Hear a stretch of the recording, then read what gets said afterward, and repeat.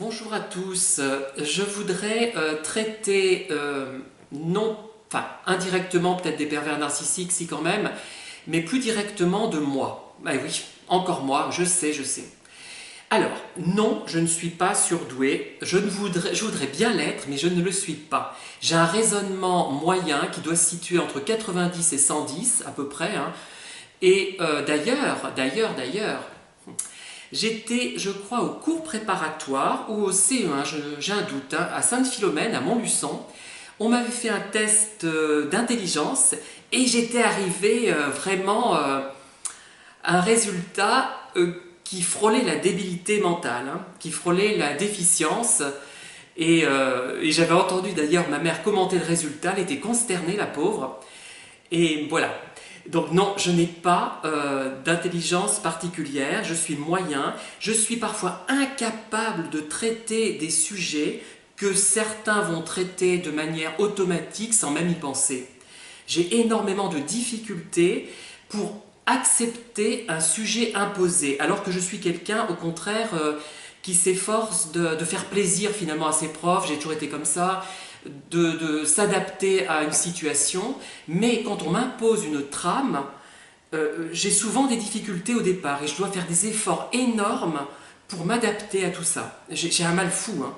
Si vous me dites par exemple, tu devrais traiter, je sais pas, de la schizophrénie en psycho, même si tu n'as pas de troisième cycle en psycho, tu as juste la maîtrise, eh bien si ce sujet ne me convient pas, si je n'arrive pas, à m'imaginer le sujet, même si je le connais à fond, je ne pourrais pas écrire un livre dessus. C'est impossible. Ça doit venir de l'intérieur, ça doit... Mais, enfin, le sujet vient à moi. C'est pas moi qui décide de traiter un sujet. Je ne peux pas décider. À aucun moment, je n'ai décidé d'écrire un livre. Je n'ai jamais décidé de m'intéresser aux roses. Je n'ai jamais décidé d'écrire des romans. Je n'ai jamais décidé de parler de la perversion narcissique. Ça s'est imposé à moi, comme ça, à mon insu, par un cheminement mental que je ne maîtrise pas. Et donc, je raisonne très mal. Quand je vois au niveau politique, par exemple, j'ai du mal à voir le lien de cause à effet. Parfois, des mesures me semblent adaptées, plutôt à gauche, donc ma tendance, et je ne vois pas qu'en réalité, c'est une mesure très à droite qui est présentée de telle façon qu'on ne comprenne pas réellement. J'ai vraiment des difficultés pour comprendre déjà des exercices mathématiques.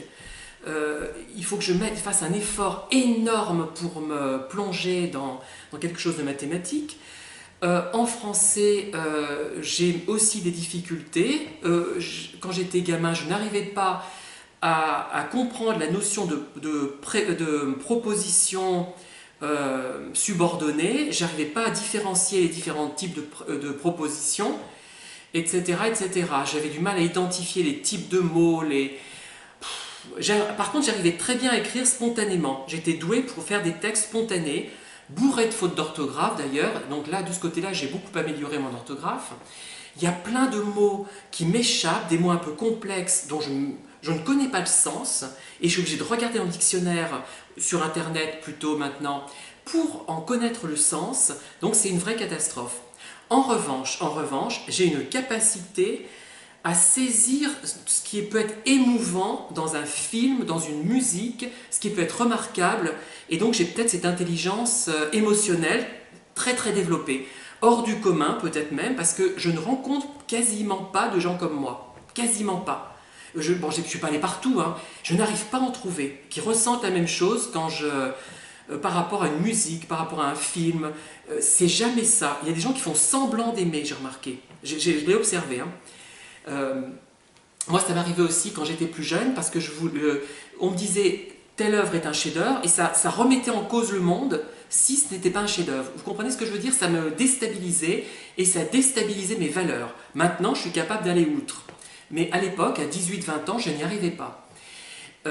Donc j'ai cette intelligence de sensibilité, et ce qui me permet donc d'écrire des livres qui paraissent complètement hermétiques à des personnes qui n'ont pas cette sensibilité. C'est ça. Mes livres ne dénotent aucune intelligence particulière. Bon, c'est quelqu'un qui a des capacités normales, sans problème, hein, particulier.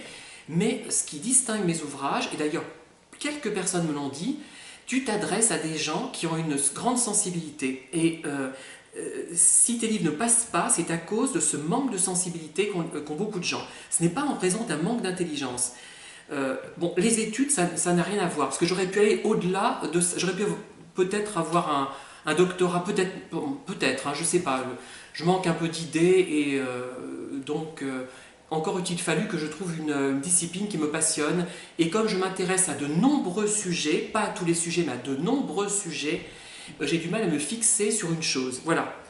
Voilà, je pense avoir répondu à cela, à vos interrogations, et je dirais que si j'attire les pervers, c'est en raison de cette sensibilité, et je ne suis pas sûre qu'ils en trouvent beaucoup dans mon genre. Je ne crois pas même.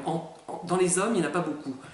Et c'est pour ça que j'avais fait une vidéo expliquant que les proies des pervers devaient être rares, parce que s'il faut des gens sensibles, je suis désolé, mais les gens que je croise généralement, je ne parle pas des personnes qui me répondent sur le net, hein, qui ont une sensibilité sans doute au-dessus de la moyenne en général, mais la plupart des gens que j'ai rencontrés au cours de ma vie avaient la sensibilité d'une huître ou d'une moule, mais pas d'une huître perlière. Hein. Je suis vache fanée, je crois qu'il y a un peu de rancœur là-dedans, hein, je crois, parce que franchement, je n'ai pas eu beaucoup de chance